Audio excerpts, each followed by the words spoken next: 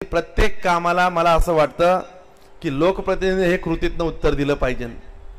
अनेक लोक बोलतात, मोठमोठ्या गोष्टी सांगतात, वस्तुस्थिती पाहिली तर अगदी घराच्या आजूबाजूच्या गटारी देखील काही लोकप्रतिनिधींकडून पूर्ण झाले नाही।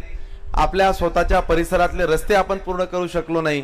वर्षानुवर्ष राजकारणात फक्त लोकांना वेडं बनवण्याची कला काही लोकांकडे होती म्हणून काही दिवस चाललं, पण मला एक वाटतं की आता जनतेला कळायला लागलंय। मागच्या वेळेस 4-4.5 हजार मतांनी ज्यावेळेस मी निवडून आलो तर बरेच लोक म्हणायचे की हा काठावर पास झाला आहे, पुढच्या वेळेस कसं होईल।